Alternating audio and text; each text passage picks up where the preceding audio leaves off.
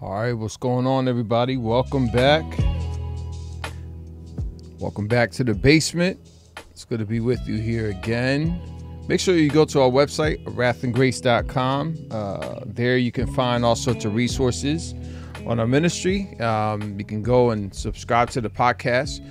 We also have albums, we have t-shirts, we have all sorts of things you can go to, wrathandgrace.com. Make sure you go there. And also, we have a Facebook group, facebook.com/groups/the basement, where you can actually follow us. And we actually ask questions preceding the episode, so you can, weigh in. And we'll actually quote maybe some of the comments in that comment section.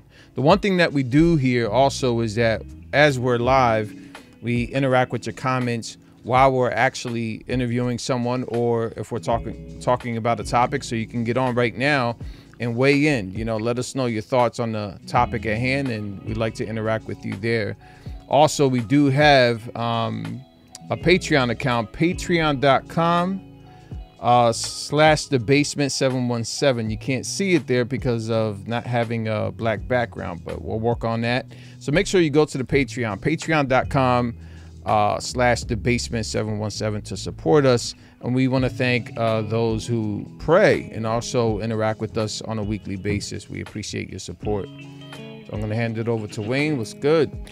Yo, what's going on, y'all? Back again right here in the basement. It's good. It's good to be back. We're talking about an episode that has taken a long time to come around. Since the very beginning, we've been saying that we're going to do an episode on church planting, simply because you're a church planting pastor and you deal with this on an everyday basis. Yeah.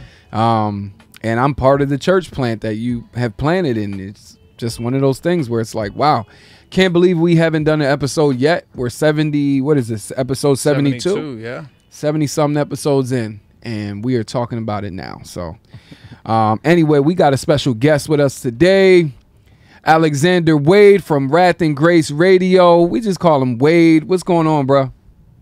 Hey, what up, y'all, man? Glad to be back.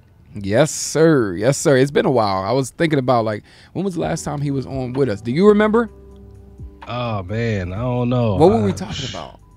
We might have were we talking about my wife's album or something like that, or producing albums or something? I don't know. No, we interviewed her, but we did interview your wife. I think we had him on for just 20 minutes. Yeah. I know what it was. It was the beginning of, I want to say, the third season, when we were just talking about getting updates on Wrath and Grace. Yeah, okay, that's what it was. Yeah. So it was either episode 41 or 61, one of those. Anyway, it's good to have you back, bro. And yeah, you told me that you wanted to join this topic specifically. Yeah. I just got commissioned from my church to go and plant a new church about 30 minutes northeast from where we currently gather at. So, topic of church planting is something that I'm talking about every day. I even thought about before coming on the show, man. I was like, oh man, I'm going to be in front of a different audience, man. Let me go get an edge up, let me look halfway decent. But I was like, nah, that ain't real, man. I want you to see the struggle of church planting all over my body right now, bro. I look like this because of church planting, bro. You bear the marks of church planting. Bro, look at the struggle right now, man. Like, this is my life. So I was like, if I'm gonna be authentic during this episode, I gotta come with this is how I'm looking right now. And not even, man, I just don't got time. Church planting got me so busy, I ain't got time to sit in the barber chair and get an edge up right now, man. Word. Yeah. You going through the struggle, but it's all good, bro. We were here with you. That's what's up. Yeah. Shout out to those of you that are watching right now. Go ahead and drop in the comment section. Let us know where you're watching from. I'm always interested to know where you guys are living at, where you're watching it from. Some of the times we get places that are near to us, and then sometimes it's like Kentucky, California, sometimes like England, Australia. Go ahead and be in that comment section with us. We always love to hear from you. This is one of the few podcasts that go live, and sometimes that's for the better and sometimes that's for the worse, all depending on what the comment section looks like. We never know for sure what we're gonna be hit with in the comment section, so we appreciate y'all. Thank you for all of the support. Go ahead and hit the like button. Go ahead and hit the share button. You guys know how the algorithms work. And if you haven't done so already, let us know you're out there. I have a question for you guys, but before I get into my question for the audience, let me give you an intro. So tonight we're going to discuss the good, the bad, and the beauty of church planting. What are some struggles that the pastor will face? What are some common mistakes many church planners make? Why do so many Christians treat church like it's a business? What to do and what not to do. So much to discuss tonight. So let's do it. Right here in the basement, where theology meets the thoughts of life, episode 72. Church planners are us. So I told Los ahead of time, because I always throw him off with some of the titles that I hit him with. He's like, wait, what? Church plan? I already was anticipating him saying, wait, what do you mean by that title right there? So I already let him know. As soon as I sent him episode 72, Church Planners Are Us, I said, look, the way that we're going to attack this is almost like dealing with the fact that so many people, when they look at churches, and say, that's no different than a business or a corporation. What you guys are doing is business over there. That's not God's work. That's the business right there. So Toys R Us, Church Planners Are Us. Why do we look at church like it's a corporation? And there's actually books out there that will relate the two things together. Being an entrepreneur or a business owner, or even a business manager, and running the church. So let's deal with it tonight. My question for the audience, and you guys can feel free, Los and Wade, you guys can feel free to answer this question. My question for the audience, I'm going to throw it in the comment section right now. Do you think some Christians in America have treated churches like businesses? And if so, why do you think that they do this? If you don't think so, why is this usually a complaint or a lament that is heard so often? So I asked the basement that question. I'll wait and hold off on some of their answers. Let you guys answer that first. I'm gonna throw that in the comment section right now. Yeah, bro. I'll kick it off, but in terms of, do some people treat the church like a business? Yeah, they do, but I think part of that needs to be defined and clarified a little bit more. Like, so how do people treat the church like a business? What ways do we practically see that? And so I think you see it sometimes you see it in the complaints or the emails that you get Monday morning or whatever. It's a very common thing, to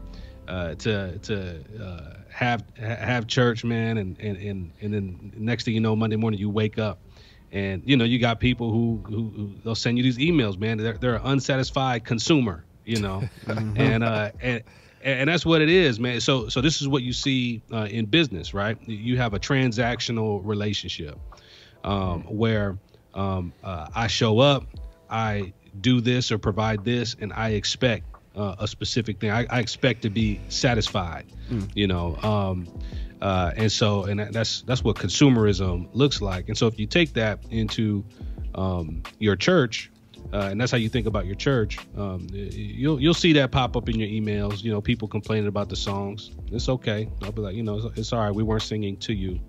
Right, but right.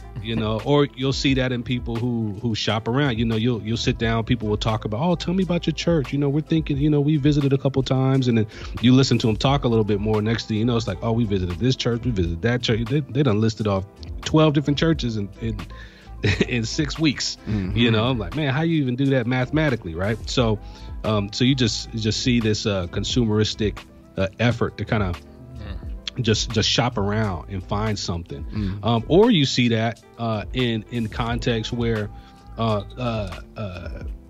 maybe you have somebody in the pulpit. Maybe I showed up on Sunday expecting Los to be in the pulpit, but maybe he needed a break. Maybe him and his wife had to get away and rest and go on vacation or something like that. So there's somebody filling in that week, and their heart came prepared to not hear from the Lord, but to hear from a specific person. Now they're unsatisfied, because there's a guest there, or so there's a lot of different ways that type of mindset will rear its ugly head. Yeah. I think it might also come from like some of the bad examples we've had in the church about what is a successful church. Like, you look at Saddleback and all these big churches, and the quote unquote success people have had. And then they become almost the standard. You know what I'm saying? Like that, we'll make it when we get there, I think that's happened to a lot of the books that we've seen on Christian bookstores that talk about ways to grow a church. You know what I mean? They'll have methods and things like that. And it's very similar to how you grow a business, So a lot of the methods have kind of snuck up into how we do this in the church. And I think a lot of pastors have bought into that, man. They bought into it, and they think, okay, because I hear it. Sometimes I hear, and we're going to talk about this, about quantifying things, about, goals and things like that. And I'm not against goals, but it's almost like a lot of the goals that they set are things that are God's business to do and not ours. You know what I mean? Yeah. So, yeah. But I think that brings up an interesting point in that, when you think about some people treat the church like a business, I came from the perspective of, the person who's sitting in the pew. You came from the perspective of, church leadership, and there are, that could be a issue with church leadership as well.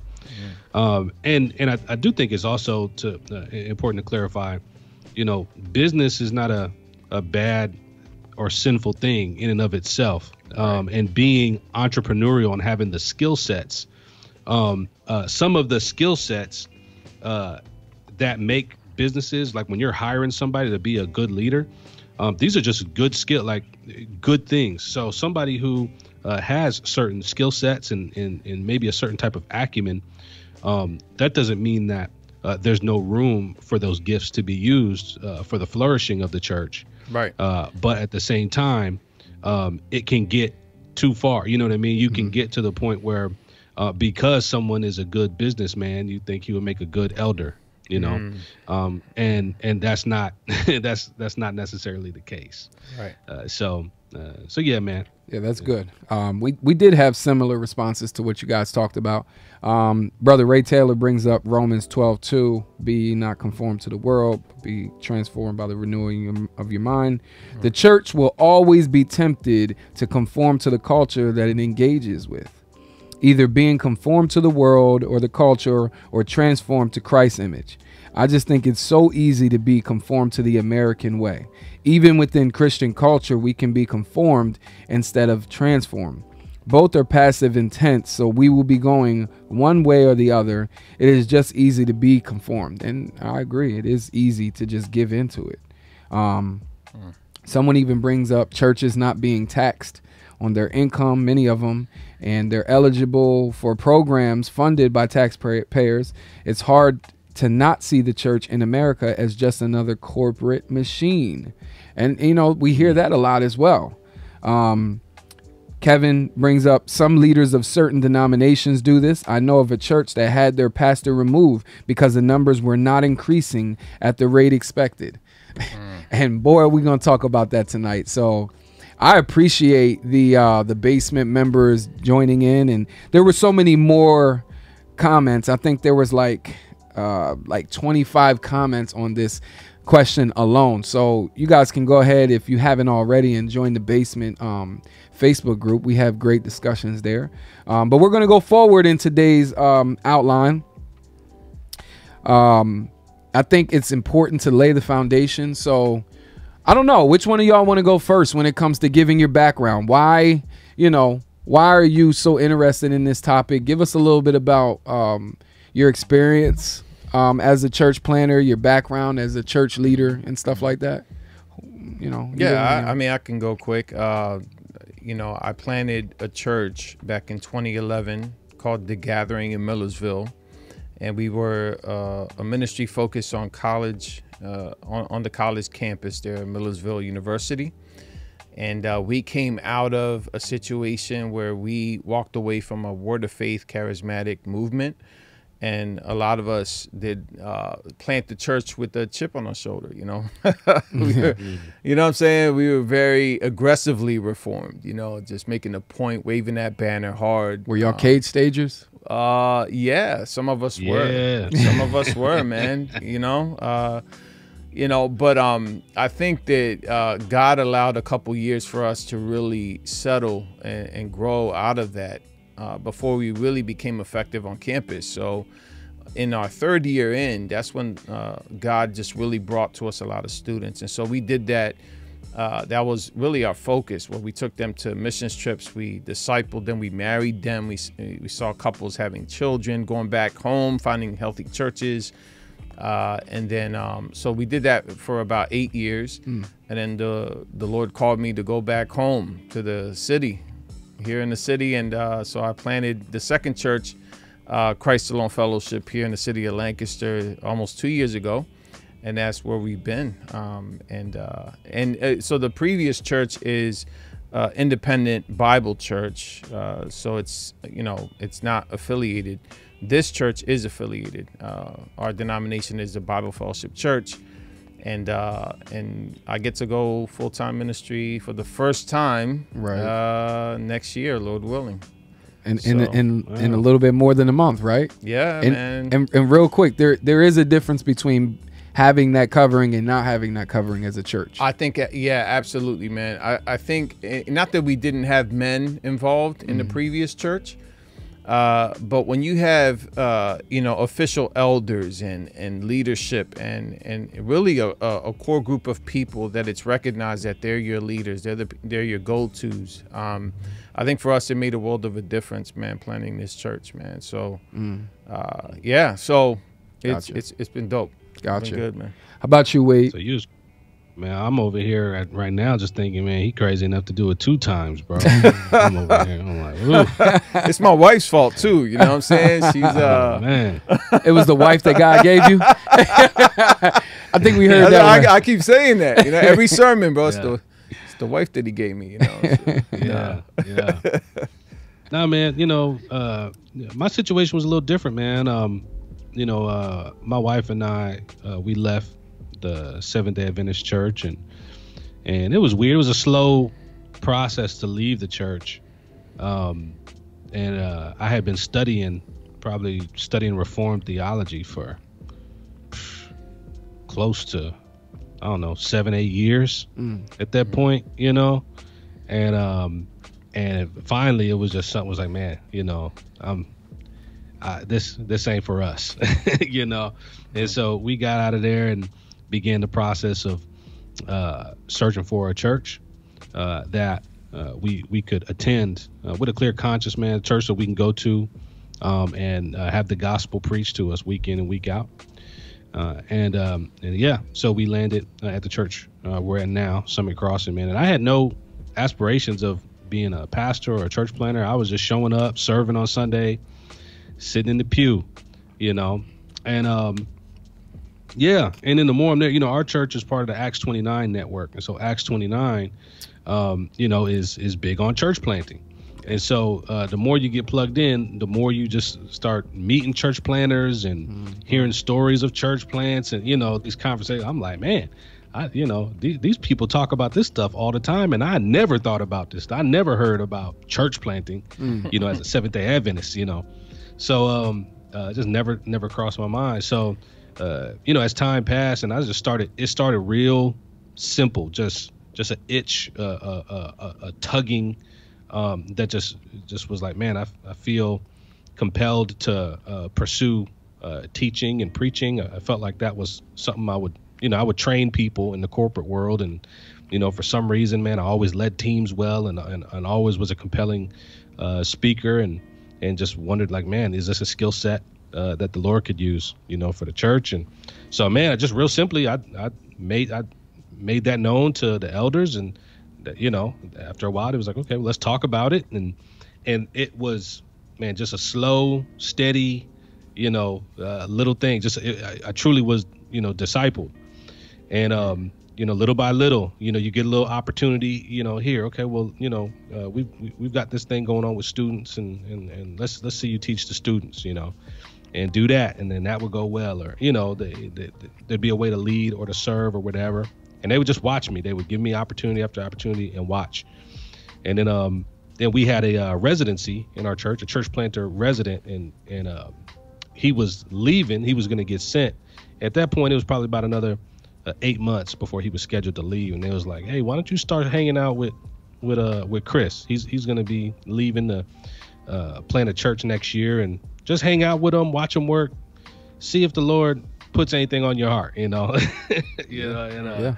So I hung with a church planter for like 8 months and just watched him work and just watched kind of what his process was in preparing to leave.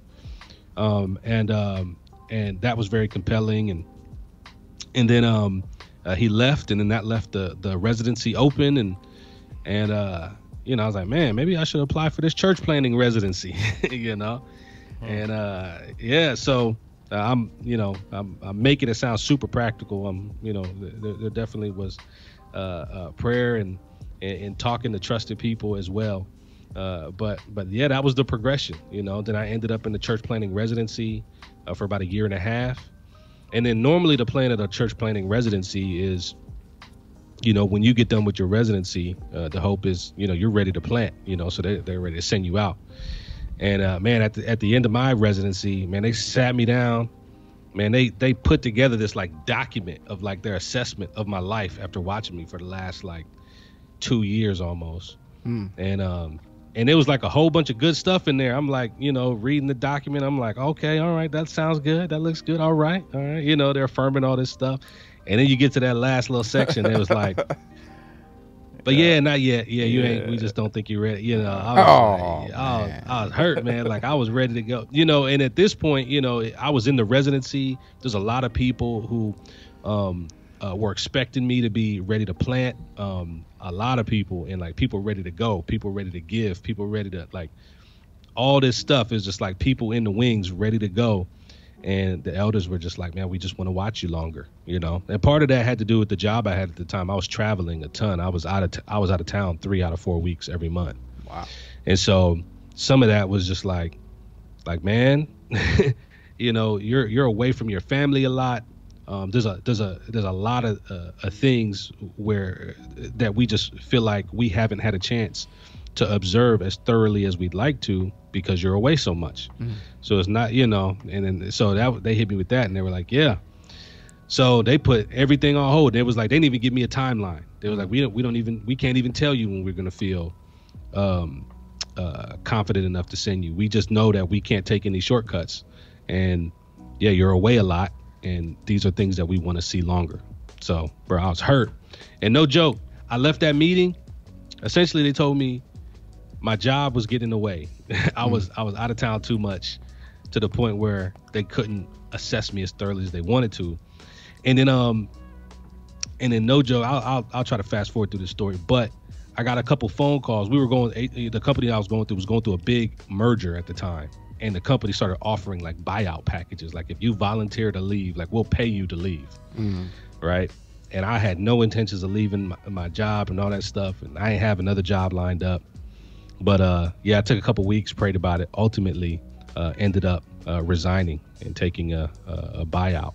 And then now I had all the time in the world. Like, you Wow. know. So I was unemployed for a couple months and just looking for work. And I was like, man, I got this time. Well, I'm just going to spend time hitting the streets, man. And that's what I did. I just spent all my time in the community that I felt called to plant in. I just did that, just prayed, just hoped the Lord would provide me a job. My wife was like 6 months pregnant when I left. So that was kind of crazy. In hindsight, I was looking back. I was like, yo, I left my job with no job lined up. So I could plant a church that my elders told me they have no idea when they're going to, Yeah, in hindsight, after as my wife is pregnant, I'm like, yo, what am I doing? Yo, I feel like an idiot. But nah, man. But then a staff position at my church opened up. That was unexpected. I applied for that and was able to come on staff at my church. So, and then that gave me a lot of opportunities to be assessed, because I'm around all the time now. And then it allowed them to throw me into situations that otherwise I wouldn't have had an opportunity to get in. You know, everything from doing hospice visits and hospital visits and handling, our church's benevolence and all types of stuff, just getting to see me manage a lot of different things. So that was huge, and helping the elders get to the point where we're like, okay, we've seen enough, and we're going to go ahead and approve this thing. So so this summer, it was this summer, they me and one of my other guys, one of the pastors on staff at the church, Brian, they're sending us two together to go plant what will be a Worthy Redeemer Church in North Huntsville, Alabama. Yes, sir. That's what's up, man. I'm happy for you, man. Like that's really good news. He was with you at the conference, right? I think I met him and his wife. Yeah. Okay. Yeah, if you saw Brian, he got a beard, that will rival yours. So you don't meet a lot of dudes. That's what's up, man. This is it's definitely a difficult process. It's definitely just being part of the church plant. I've never been part of a church plant before. I've always gone to churches that were already established. So this is brand new for me. 2 years in now. We're 2 years because the fellowship core group really popped off September 2 years ago. So you're talking about a little bit longer than 2 years now that this has been in the process officially. And it's definitely a process. So anyway, there's difficulties to it. Let's talk about some obstacles to being a church planner, being involved with the church planning process. Let's first deal with the industry side versus the ministry side to being a church planner, being entrepreneur, like many people think, and then also the shepherding side of it. Yeah. For me, man, the shepherding side is really where most of the emphasis in my preparation was placed. I do think, man, let me tell you, if you're going to be a church planter, there's a lot of legal stuff. There's just stuff you got to consider that, I didn't, until we started trying to like really legally plant the church. It was like, just the process of, filing your articles of incorporation, figuring out your tax situation, church bylaws, statements of faith, who's going to be your board, having board meetings, taking minutes. You know what I mean? Like, I remember when we went to go open a bank account, the bank was like, you need to have, in order to make the account, we need a copy of your board's minutes. And the board's minutes, the minutes got to state, you know, who's authorized to manage the account. I'm like, well, man, I ain't even had a board meeting yet, let alone, you know. So, right. So, you know, so you got to go back, and a lot of this stuff you just learn as you go, you know. It's like, okay, you know, and then, you know, it's just a lot of legal, logistical things that need to get done to plant the church. Even gathering somewhere, you know, you try to go say, hey man, can we rent this space to gather? And it's like, yeah, you need $1 million insurance to gather here. I'm like, bruh, like, especially now in 2020, I could imagine what that would look like. I mean, oh yeah. I had to submit a COVID-19 plan like just 2 days ago there's a community center we want to gather in. And it was like, yeah, you need to submit us a COVID plan, and then that's got to go up here, get approved, blah, blah, blah, all this stuff. And it's like, you got to have, you know, so the logistics are crazy. And it's just interesting, man. It really does take the mindset of somebody who can see something that's not there and chase after it like it is, you know. And yeah, so and just you got to deal with rejection really well. That's the other thing, y'all. How many no's? And it's no's. You get no's everywhere. You're getting rejected trying to find a building to gather, and you're gonna get rejection. Something's not gonna go the way you expected it. You're gonna waste money on something, or somebody that you thought was gonna be there, like oh, we're definitely coming. We're gonna help in all these ways. They're not gonna be there, you know. So the rejection, the no's, like you gotta be able to brush that stuff off. Quickly and often. Yeah, it's tough.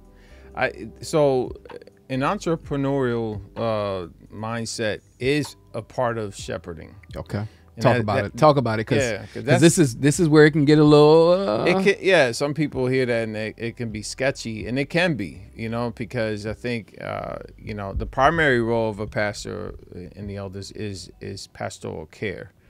And part of that care is looking over some of the administrative parts of the church, you know, especially in the church plant, you know. So that does take some work. I think what I've seen immature people in ministry do is just solely focus on, you know, really like on vision, on their plans. And it's like, look, man, you're called to care for people. You know, so I hope that you're doing all this work because you're making sure that you're properly caring for your people and not the other way around. Like, they already have talks about, you know, what they're going to do and, you know, all these projects and things like that. And it's like, you know, what about your people, you know? Right. What about marriages that'll struggle? What are you going to have in place for a couple that are struggling in their marriage? You know, what's your plan? What's your... and so those are the things that I'm more interested in. I'm not business savvy, to be honest. I can get the work done. It's like I don't get any joy out of it. Some people do. Some people thrive in that. I don't. I feel like it takes energy out of me, and, you know, I don't find any pleasure in it. I get it done because it's important for the church, you know, for our people. Yeah. But I'm more focused on counseling, on discipling, and, you know, teaching God's word, prayer, you know, and things like that. Meeting the new people, the new faces at our church. I love that part. And so it is important. The business side of church planning is important. And there is that side. But it has to be motivated by a care for people, you know. Yeah. Yeah, I 100% agree with you, man. And you can get lost in it because there's so much that needs to get done business-wise. But then it just helps you to understand, man, the wisdom and the structure of your church, man. Like, yo, you got to find some deacons that you can trust, right. some people that you can trust and delegate this stuff to because, man, you know, your life as a pastor, man, you should be marked. Like when people think of who you are and what you do, you know, the ministry of the word and devotion to prayer should be very fast off of the lips of your congregation. And the business stuff is absolutely necessary. But you, like day one, like already, like one of the big things that we're trying to do is identify people who are gifted in certain areas and delegate those tasks to them. Not because we're lazy, but because we want to work hard at prayer and teaching and preaching the word. Right. And then obviously nothing's going to go perfect. So you're going to have sickness, you're going to have conflict, you're going to have all types of things that are unplanned. Like it's going to get dropped on you. Like, you know, just in the last week, you know, I could think of multiple things that came up where it's like, oh man, you know, you got to step into this situation where, you know, I ain't even trying to, I don't want to say, cause it's very sensitive stuff, but you got to be ready to go at any given time. So you got to free yourself. You have to make sure you're identifying people and delegating these things, man. So you can really stick to the main thing as a pastor. That's definitely that's a Church of Acts principle right there that we see in the book of Acts right there. Delegating different gifts or different roles, delegating different responsibilities and duties to to different people that have different strengths and gifts given to them by God.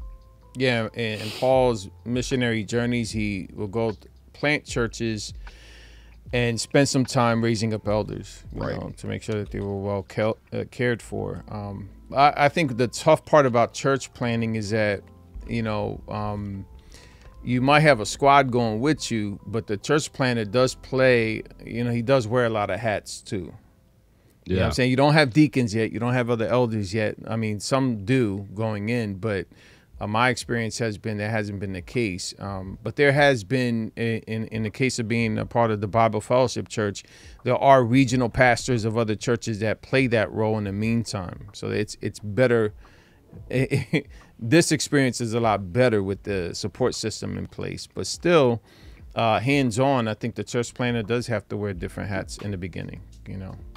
And that's okay, so long as it's motivated, I think, by care for people and a concern for God's glory. And so I think there's a bad rep with mixing business with church, but I think it's inevitable that you have to do business work to do church. Yeah. Also. Yeah. And I would say this too, man, is it, to some extent, you know, you don't want to be heavy on either side. You can be so business minded, you know, you might have to do that old play. You're so heavenly minded, you're of no earthly good. Right. You know, you can be so business minded that you're of no shepherding good, and vice versa. Right.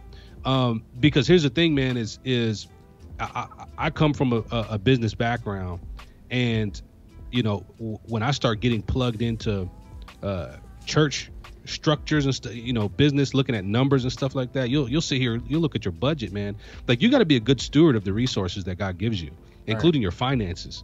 And so when you don't realize, you know, you're bleeding money, you're wasting money on this or that, or you're, you know, all that stuff, you can't look at your budget and say, okay, at this rate, you know, how long can we pay bills, you know, or you know, or you have to be able to do that.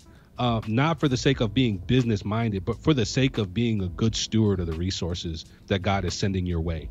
And then the more that you understand what your resources are, man, the more you can see, okay, how we can be more intentional about how charitable we are, about how we support, how maybe we want to support another church planter, maybe we want to support a missionary, maybe we want to support whatever it is.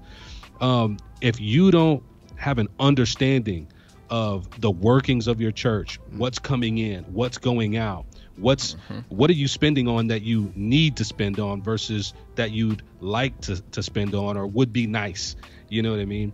And you got to have somebody in the mix who's you know, just who's fluent in that, and it's a good thing. And yeah, so that may sound really businessy in those conversations, but it's still for the purpose of serving the church. Right. Yeah, absolutely. So there's establishing the leadership. There's a delegating of the gifts or the responsibilities within the church. I even heard maybe a mention of the 90-10 rule, where 90% of the work is done by 10% of the hands that are involved in church planning. Well, that's in church in general, I think. Right. You know, well, I was gonna say it might be a 95-5 rule at that point with church planning, where you know, someone even mentioned the church planner needing to wear all the hats, you know, needing to do so many different things.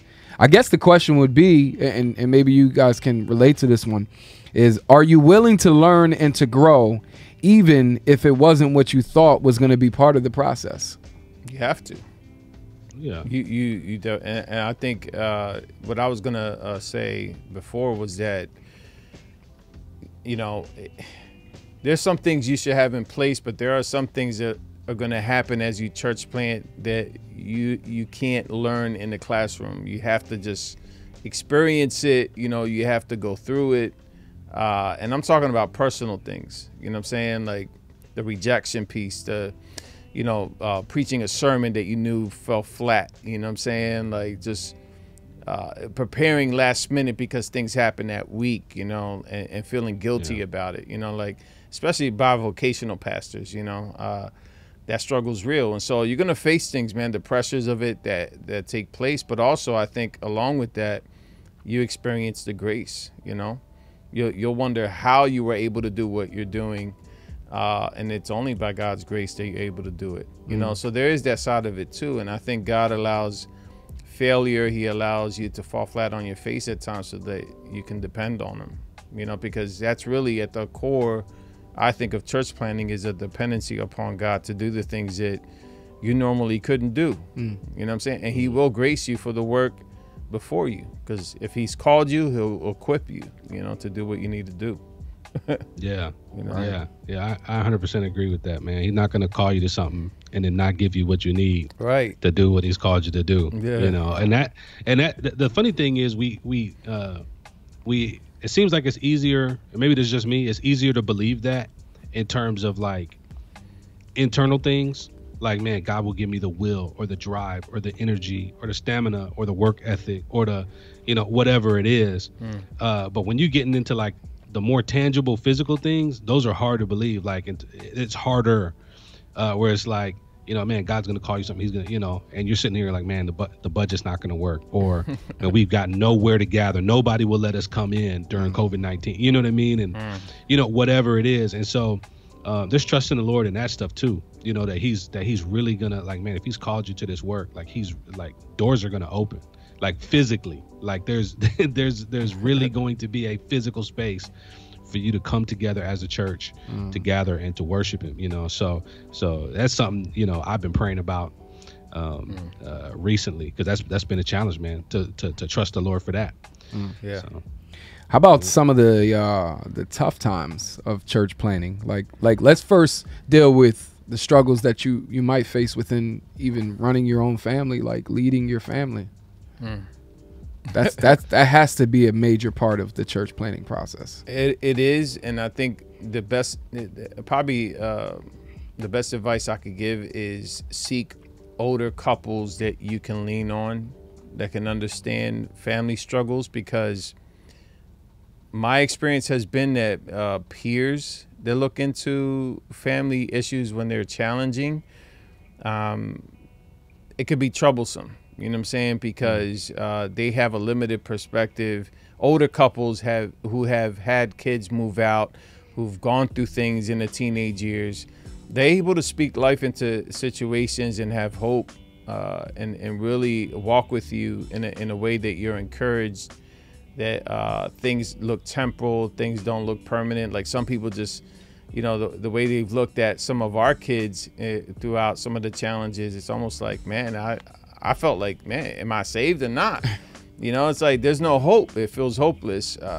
But the older couples, at times they were laughing. They were like, oh, man, God got this. You know, I remember they'll share a story, and there was a sense of hope. And I think church planners need that, especially in the teenage years of their kids going through things that they go through. That would be my advice, man. Find older couples in your life that have gone through life, so that they can do life with you and do it in a way that's compassionate, understanding, and actually that has some substance to it, and not just, you know, because some guys that try to help you that are peers, it's almost like they're learning as they go. And you know what, with something like that, you don't want somebody like that, honestly.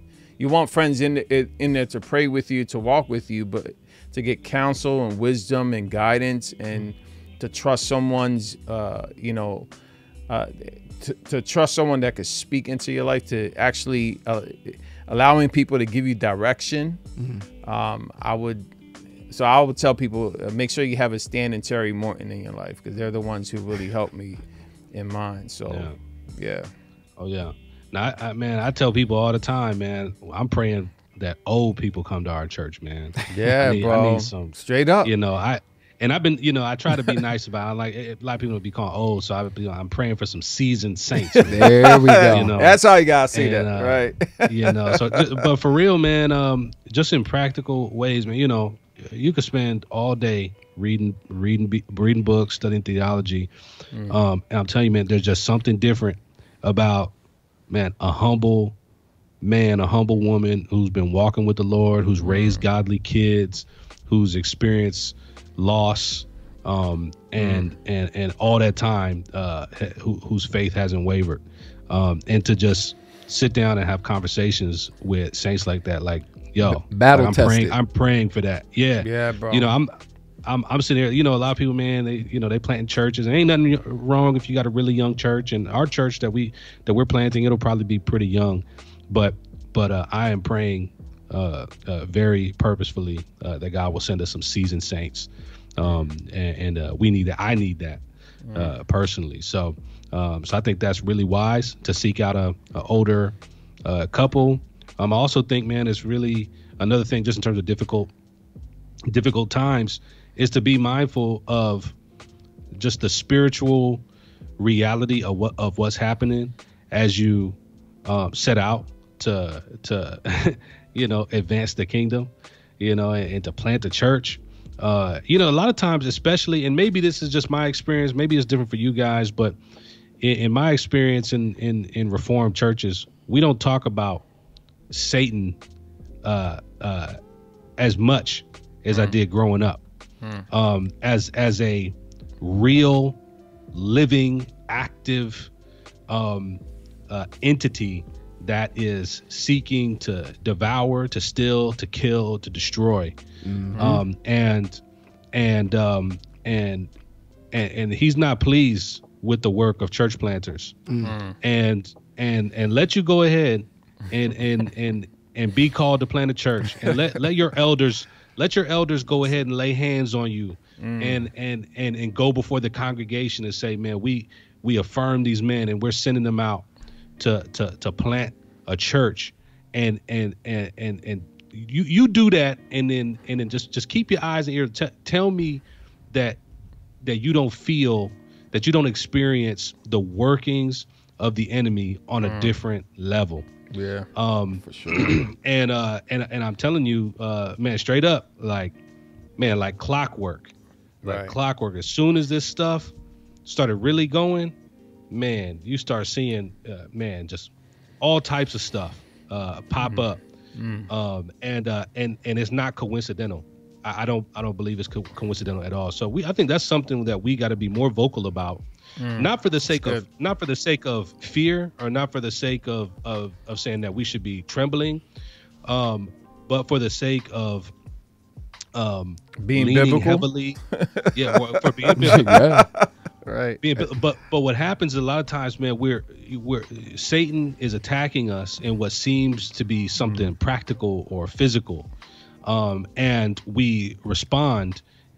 We try to respond, or we seek out comfort or advice, primarily in practical means or in physical means, not understanding that what you're seeing physically and experiencing physically is the result of real, intentional, coordinated efforts to thwart what God is doing.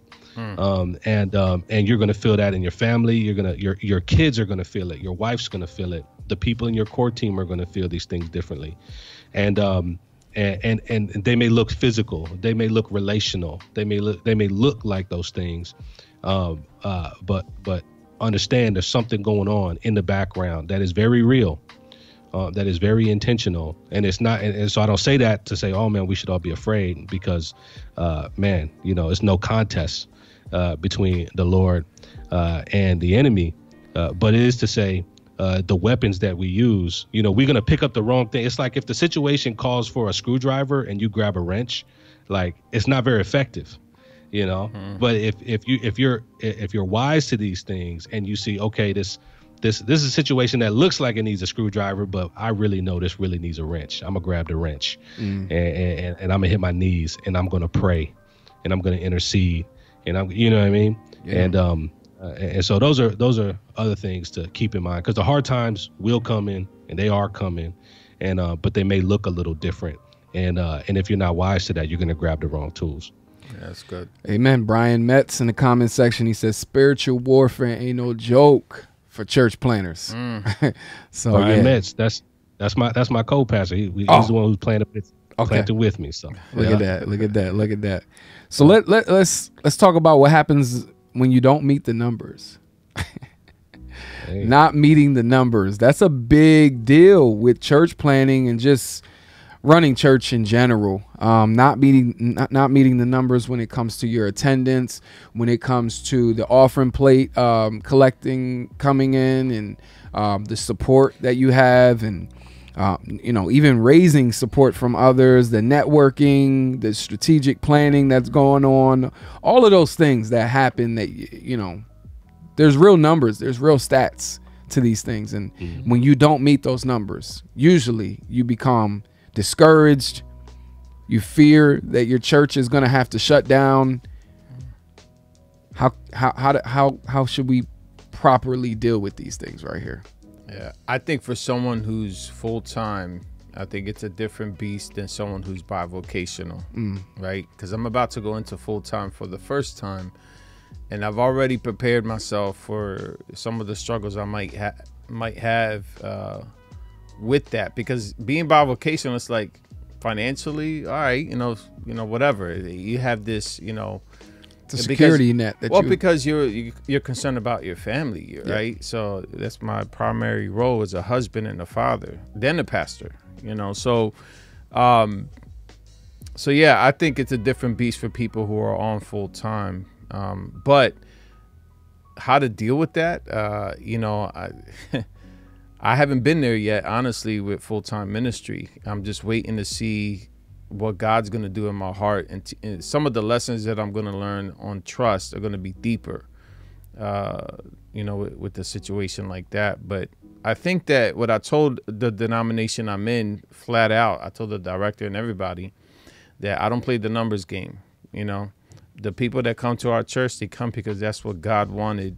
It's not because I created an atmosphere and the culture and all that. Like I'm a cultural scientist, whatever, like setting it up so that people can come through. And it's like, no, that we don't set up anything. I just want to be faithful to the Lord, and whether he gives us 5 or 50 or 100, whatever the case is, they're there because that's who God wants to be there. And I let them from the gate. Like I don't play the game, the numbers game. I just want to be a faithful preacher of the word, pastoring people and care for people. And if that grows, yes and amen. And you know what? There's going to be growth that can't be quantified. Yeah. You know what I'm saying? In people's lives, marriages that are mended, through counseling, through the Spirit working in their lives, hearing the scriptures and reading the scriptures together. Like there's things you can't quantify, and they have to understand that. So I think as long as you understand that from the gate and let the people know that you're rolling with, I think that'll be okay. But I've seen pastors not really make that clear in the beginning, church planners, and it came back to bite them, so I think sometimes the setup the whole setup is set up for failure, because I think man tries to take the place of God at times and tell them how many people they're supposed to have and things like that. And again, I know good, loving pastors and elders that do that. It bothers me that, the pressure that you're putting on a church planner to do something that they can't do in themselves. I just think it's unfair, Yeah. Yeah. I agree. The numbers thing, man, there's a lot of different ways to look at it, because in general, like I said, there's just a stewardship thing of just knowing where you're at. Not so much to say, okay, we want to have, X amount of people sitting in the seats by this date. So that's not necessarily a goal or anything that I would see myself striving for. At the same time, you want to know the situation that you're in so you can just steward things well, especially now. Like, for example, COVID-19, we got to rent a spot. And so I need to know in general roughly how many people are going to show up, because the building that we're trying to get into, the COVID-19 protocols change depending on the number of people who are there, right? So I got to have a good idea of who's showing up, and how we're going to use the space, so that, because the building's owned by the state, for the state to let us get in and use that community center. So there are practical reasons for wanting to know, okay, how many people are going to show up. But in terms of setting that up, feeling like you're a failure because maybe, you didn't have X amount of baptisms or X amount of people attending on a weekly basis. Yeah, that's a no-no. But I also think that another thing to keep in mind with talking about numbers is the trappings of hitting your numbers. You hear that a good bit, not hitting the numbers, and churches, they want to see growth in certain areas, all that. But man, what happens to your heart when you do hit your numbers? I think that's something also to keep in mind. As you see, man, the Lord moving, the church growing, I think there are trappings there that if you're not mindful of and surrounding yourself with wise people to speak into this stuff, man, you could say, oh man, look at this growth, or look at how much, look at how we're growing financially, or look at whatever, right? Whatever it is, I think there are trappings there too. So I think, man, whether you're, man, I would say this personally, I'm trying to set everything up so I'm as hands off and as much of this stuff as possible. You know what I mean? Like, we gotta, we have a treasurer now, and so my intent is to let the treasurer, in terms of dealing with money and stuff like that, we got people in place that we trust to manage these things well, and so I can come over here. So that's another way that I'm trying to even just set things up to where when we're talking about numbers, I don't want to be completely in the dark, because I'm a part of leadership and a part of knowing what's going on. But again, delegating people who are gifted in those things to kind of keep you informed, to lead people of high integrity. So you're just not getting caught up in certain things, man. Yeah, that's good. I think another advice I would give to church planners is delegate the financial parts of the church plan as quickly as possible, not immaturely or prematurely, but it is important, man, to get that off you. You know what I'm saying? Is wise. Yeah, definitely wise. Yeah, man. But man, just be, man. Yeah. In terms of not hitting numbers, man, preach the word. My whole, people ask me like, man, what's your strategy for church planting, man? I'm like, yo, Jesus said, if he's lifted up, he'll draw all men to himself. That's like the whole joint. That's the whole strategy. I ain't got nothing else. I'm just going to be naive enough to trust that if I lift him up, that he will draw people to himself. That's good. And then just trust, just trust it, how it works out, man. It's like golf, man. You got to play it where it lies, man. Just swing the thing, man, and just see what happens. So no, that's good. So yeah. We are on mission for the faithful few. I was thinking that as we're talking about meeting the numbers, not meeting the numbers, being there for the, what really matters the most. We're on mission for the faithful few, whether that be a few people, a few families, a few hundred, a few thousands. We're there for the faithful few. And I'm looking at some of the things that we can talk about. Obviously, I'm looking at the time as well. Let's get back to one of these questions right here that I saw in the comment section. Ed Mejia, he said, in light of the times that we're living in, what do you guys see coming for the future of church planning? Obviously, eschatology plays a large part in how you answer this one right here. I don't know where you stand. Yeah. Where do you stand with your eschatology? Wait. Man, I'm Amil. Okay. Amil. Yeah. And Los. It's historic pre-mill. Yeah. Hold on. Let me see. I wanted to trigger Los a little bit more. Go ahead. am I amill? But if I weren't amill, I'd be post mill before I'd be pre mill.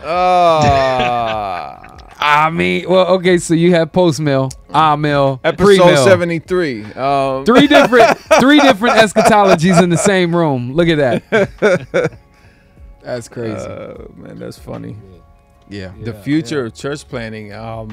Man, I heard someone say one time that, and it's funny because I'm going into full time, but someone said that it looks like that bivocational church planning is going to be a norm, something that's going to happen in the future if things keep going the way they are. I don't know what his whole thing was, but at least from what I see, I can get it. I can understand that, but I think it will be more difficult, especially in the northeast part of the United States right now. A lot of people don't like church planning up in the northeastern part. It's very calloused and cold out here to the gospel. So I look in the southern part, like in north, so in the southern part of the United States, I see a lot of church planning happening there. But in the northeastern part, it's very hard to plant a church.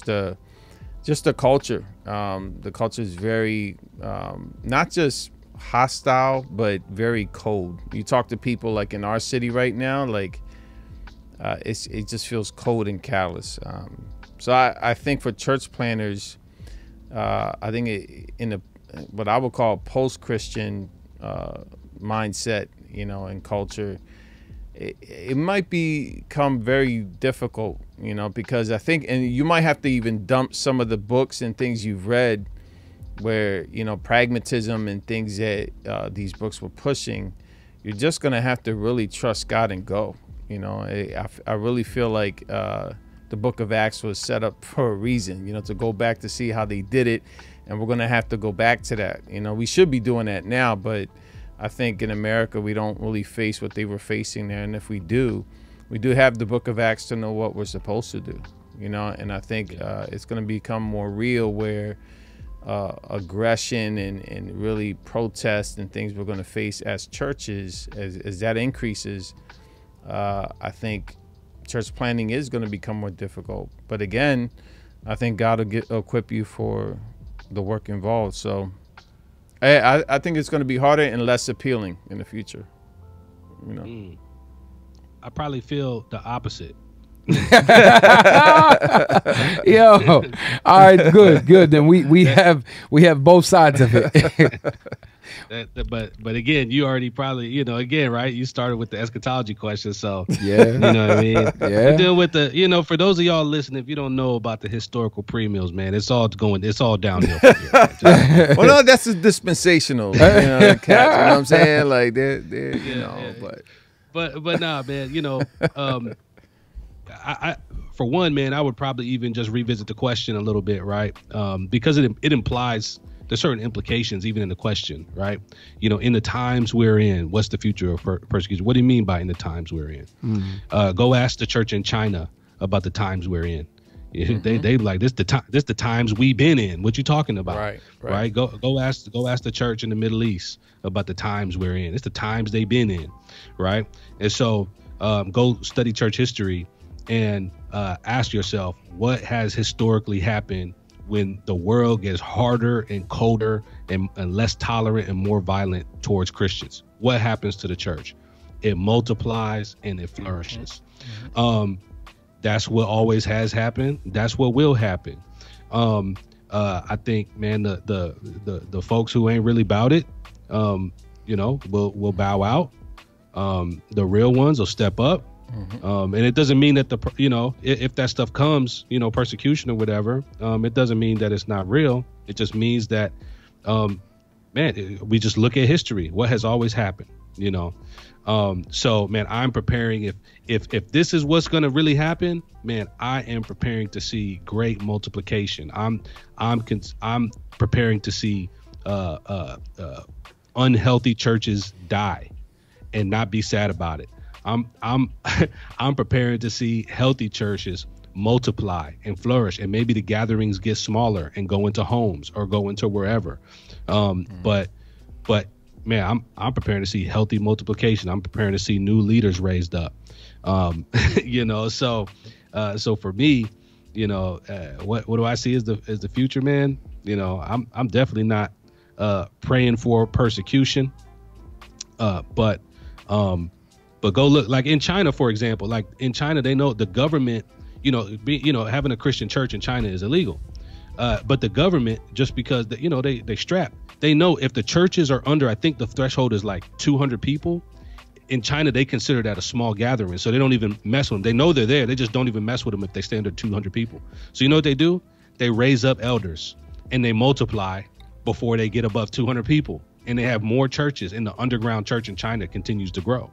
Right? So you know what I mean? So so bro, like, tell me that, like, bro, the government over there is giving them like the best multiplication strategy ever. Like, we can't get bigger than 200. All right, we'll multiply. Right? So so I don't know, man. You know, we'll be in more homes. We'll be in more parts of the city. We'll be, you know what I mean? Like, you know, so I don't know, man. You know, it's, yeah, maybe, man, I might be post mill after just thinking through it just now, man. I'm a little too Come on over. Come on over. Nah, bro. Nah. Stay over. He said, nah. Nah, man, this was good right here. Let's conclude on a good note now, because we're all optimistic, no matter where we stand in our eschatology, right? We're optimistic of where the church is going, where the church is headed, God's plan for the church. No matter what happens in our own country, we know what God's plan is for the church. Is for his people. So let's talk about we talked about the good, we talked about the bad, and even some of the ugly of church planning. Let's talk about the beauty of church planning. Yeah. Nothing like it. You got it, Los. Know what you got? Nothing like it. You know, it's you know, unique and beautiful. You know, it's a lot of work. A lot of, surgery that God does. He's constantly removing things and replacing things in the church planner's heart, and even in the core group as a whole. You know, I think when you first start, you know, really serving and you know, starting up a church, you know, after the first one, I can look back and laugh at some of the things we were stressing about. And there's always those stories where things happen, you know what I'm saying? The mic cord broke while the pastor was preaching, or, you know what I'm saying? Like, water spilled on him and he had to preach, and, you know, whatever the case is, you know, you always have those stories. And so there's just these beautiful moments in church planning that you laugh at, or even these hard things that you look back at. And I think as a whole, I think church planning is that beautiful picture where God just shows off his people, you know what I'm saying, to a people there in the city or wherever you're at. And as he's building this group of people, this church, I think the goal is for people to see Jesus and to see him as, you know, someone that we love and someone that's loved us, you know what I'm saying? And so I think, it's the hardest thing in the world, but the most beautiful thing in the world too. It's just, you know, some people ask me, why are you church planning again if it was so hard? And it's like, look, I didn't ask God to do this. I felt like he led us to do this. But man, already almost 2 years in, bro, like, I've seen the Lord work beautiful things in our church. New faces. That's another thing I tell people is pray about the new faces, man, that you're going to see that you wouldn't have seen if you hadn't church planted. You know what I'm saying? Like, there's a whole group of people that a family right now, the Wall family, they're family now. You know, we didn't know them before previously. And so the new faces that God will give you, man, pray for that. And we're starting to see that right now. So it's beautiful, man, to see the new relationships, the new faces, the new work, to see people who struggled in their marriages or in their lives, to see the Lord work in their lives. There's nothing like it. And so, yeah, I'm encouraged. I know some of the seasons in the church's life is going to be difficult. That's just part of it. But even in the midst of that, you see fruit. You see God work in that. So it's unique, it's beautiful, it's hard, but it's what God wants. Amen. Yeah, I think the beautiful, man, you're gonna have more experience on that than me, man. I'm still so early on. You know, everything is just grimy to me right now, man. I'm tired, man. As you can see, bro. You know what I'm saying? Like, yo, I ain't got no edge up. You know what I mean? My mustache is hanging over my beard. I'm trying to get to you. Like, when I'll know when things get good. My mustache is hanging over my lip. You know things are good for you. You just ain't even got no mustache. Yeah, if I had to cut that joint off, man. You know, man. Yeah. Yeah, you just, you know, so that's when you know when I'm doing a lot better, when I have a more positive outlook on life, is when my mustache is just edged up, maybe even gone. I think you know, like, you up there with Moses now, man. You know, with got that Enoch, little sign right here. You know what I'm saying? Yeah. But nah, man, I think what I hope to see as beautiful in church planting, man, is, you know, I look at church planting very similar to, or at least I talk about it very similarly to how, you know, when you talk about schools and you talk about classroom size, right? You talk about, you know, it's a different level of care and attention that the teachers can provide when they have a class with 15 students in it versus if they have a class with 40 students in it. And so, man, I'm always encouraged when I think about church planting, because I'm thinking about a smaller classroom size. I'm thinking about a situation where the people have an opportunity to be even more known by their leadership. And when their leadership is praying, you know, they've got the capacity to, like, really understand the ins and outs of what's going on in these families' lives, to be able to provide pastoral care for them on a more personal, on a more just consistent basis, just the access that they have to you and you to them.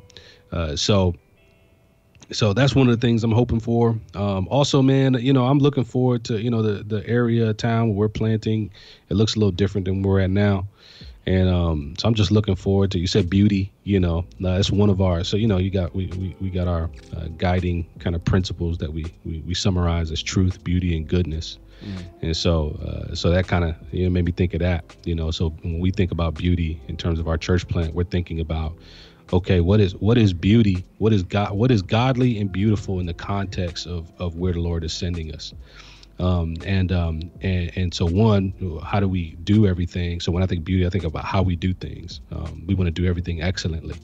We want to do things, whether it's how we sing, how we prepare, even, you know, how we do our graphic. Is what we're putting out excellent? Because man, the Lord has seen fit. Like, if he didn't care about beauty, man, he would have just, you know, he could have made one type of flower and just made it real technical for the sake of pollinizing things. You know, he could have given us food that sustained us, but no taste buds, because, you know, we don't really need flavor. You know what I mean? But for some reason, like, God has seen fit not just to create, but to do things in a way that make you go, wow, that is beautiful, right? That is excellent. That is good. And so when I'm thinking about beauty, I'm thinking about our church. How can we do things in a way that honors God in the beauty that we put out? But then also in terms of the context of the city that we're in, you know, how do we keep our eyes open to the beautiful things that God is doing in our city? You know, and how do we receive that well? How do we engage with that well as a church plant? So so those are some of the things I'm thinking about as you're talking about beauty. That's good, man. That's real good. I would say even just being part of the church plant that you've been called to, pastor, it's been great. It's been obviously there's always going to be the times that it is challenging and difficult, because I'm one of the leaders in the church, so it's like the role that I play can be challenging. But I would say this is that there's nothing like this. Like, I've never been part of something and seen it. I think the closest thing, and I know we talked about this before, the closest thing would be fatherhood, where, you know, you have the child, you see the child when it's first birthed, and then you just see it grow through stages of development.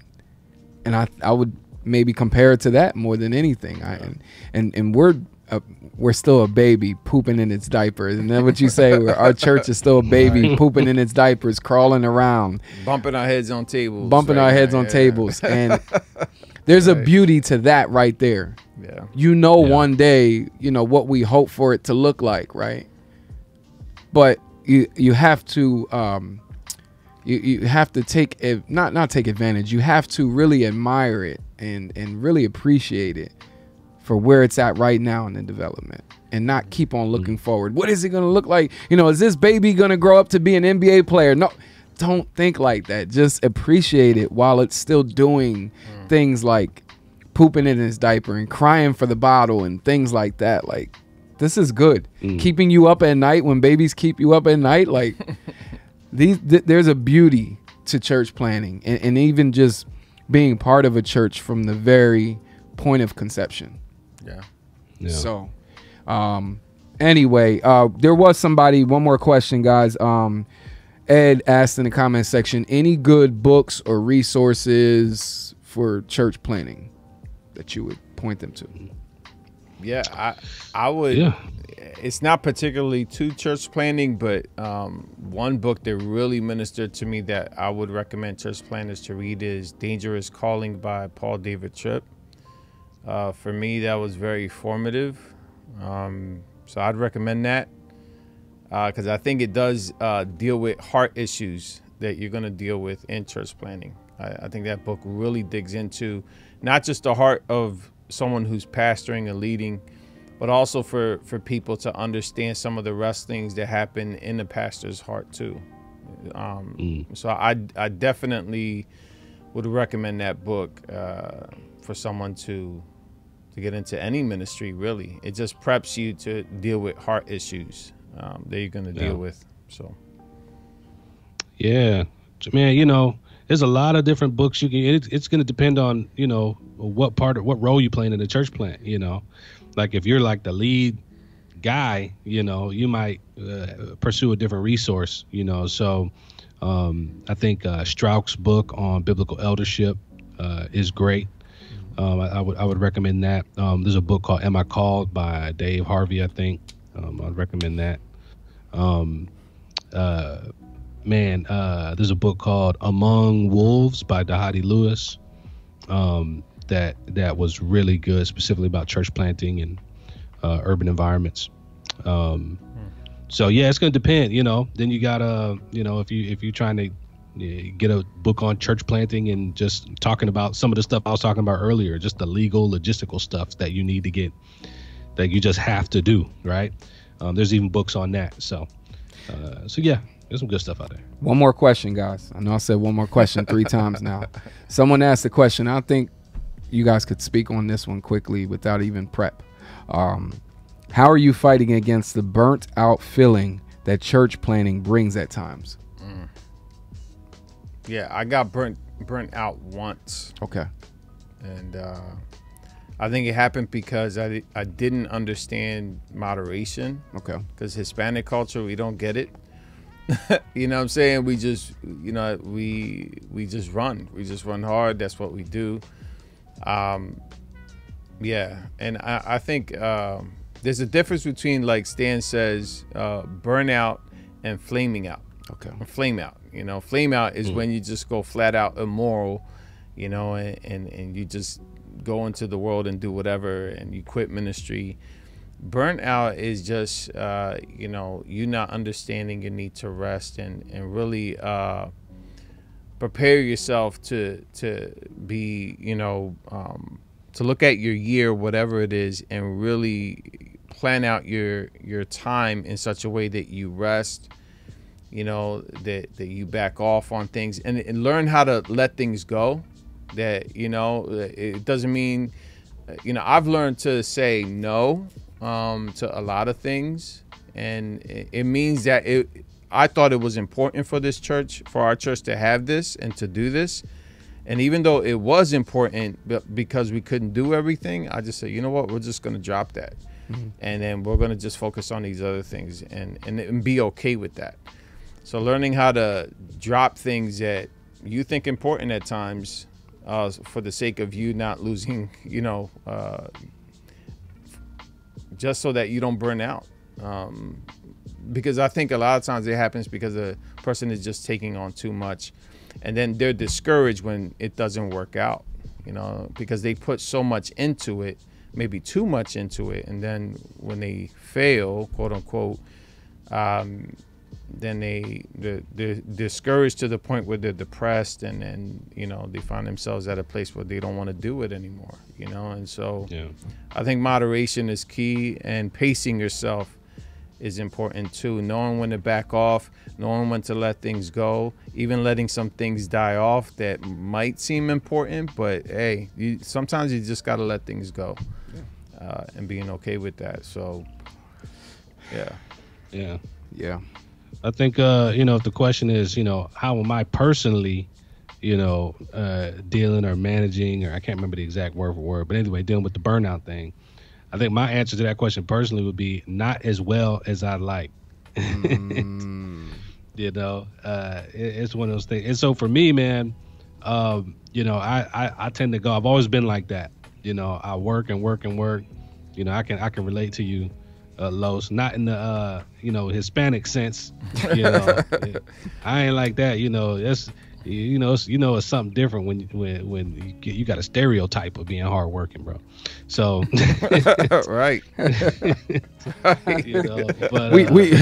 I'm in the middle. I'm black and Spanish, so I got the whole working too hard, and then the black side where people think we don't work hard enough, and it's like, yo, chill.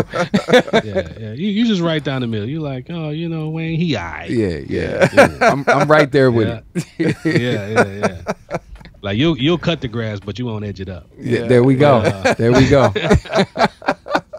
But nah, man. So for me, I think something that's really important for me is you got to know your weaknesses, man. So one, so you can work on them and continue to grow in those areas, but so you can ask things. So you got to surround yourself with men who will hold you accountable.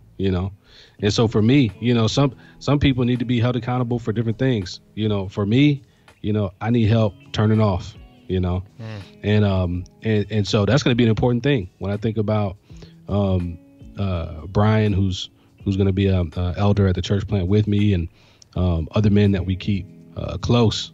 I'm not always the best judge of when I need a break. Other people realize I'm tired before I do, and so that's going to be something that I'm going to have to ask for help. I'm just going to have to ask for help with that stuff. And I got to realize, man, I'm not ashamed to let y'all know, man, I ain't perfect, and I got some flaws, and this is something where, man, I really could just use people around me to go, hey, man, I got this, go chill out. Right. So I think that's what you need. Whoever you are, everybody's got flaws. Everybody's got blind spots. And the important thing is having people close enough by you, who are not yes men, who will tell you no, who will tell you to stop, turn it off, sit down, whatever, I think that's going to be important. So yeah, hopefully, I got a feeling they're going to see this and they're going to be like, oh, okay. All right, then.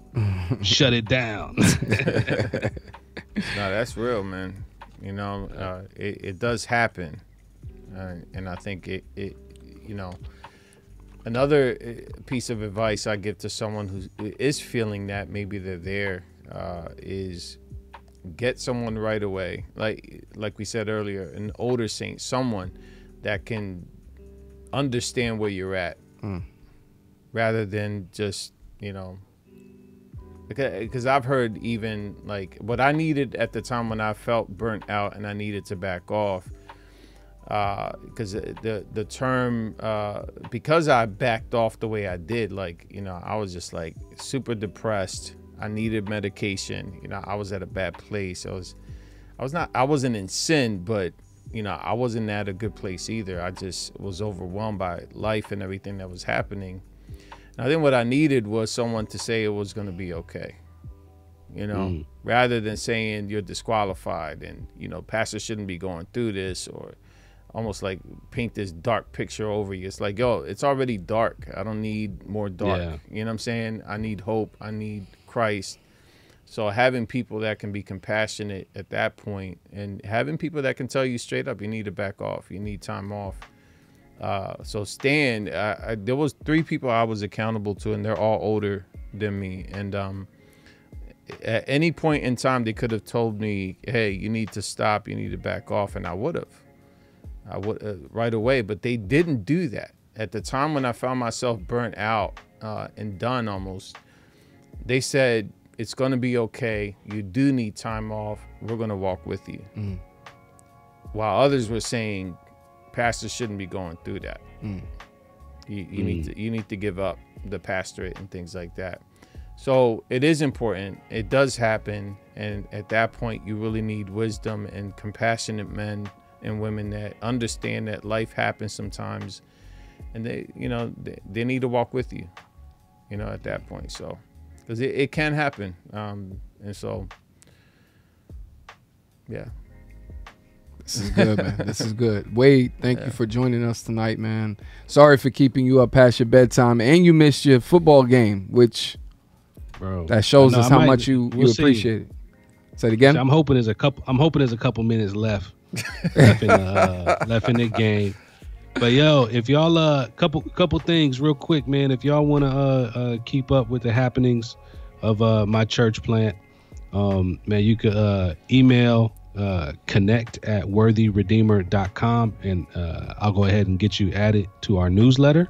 If there's any links that you could throw in the comment section, I don't know if you're live with us right now on the Facebook joint, but you could throw some comment. You can do it after, too. Or throw it in the basement, whatever, for whoever wants to. Yeah, I'll throw something in there. Yeah. But yeah, so if you heard that, you send an email, connect@worthyredeemer.com, and then just ask to get added to our newsletter. We'll do that. Our website should be up in a couple of days, Lord willing. So, man, if you've heard this conversation and you feel compelled to support through prayer or through some type of gift, you'll be able to do that online. And I like to stress, man, whatever, if you do feel compelled to give, whatever you give sacrificially to another church should not take away from what you normally give to your local body that you're currently covenanted to. So don't take from them to hook us up, man. Support your local church, and then if you feel compelled to do something above and beyond, then you can reach out that way. But yeah, so be on the lookout for worthyredeemer.com in the next couple of days too. All right. So keep my brother in prayer and everybody there, the core group, and what they're going to do. Again, he does have, he's a part of Wrath and Grace Radio, and you can go to our website, wrathandgrace.com, subscribe. They also have a Patreon account you can check out and support. But we're going to head out. Make sure you go to facebook.com/group/thebasement to be a part of the group page, where we tell you ahead of time when we're going to go on live. At this point, there is one Wednesday. We go on live the week after. I think we're trying to shoot for Thursdays now because Mondays have been a little bit difficult. But that's why the group page, so y'all can know what's going on here at the basement. So thank y'all for joining us. Wade, thank you so much for being a part of today's episode. And yeah, man. Yeah, we're done. We out of here. All right. All right, grace y'all. and peace. God bless.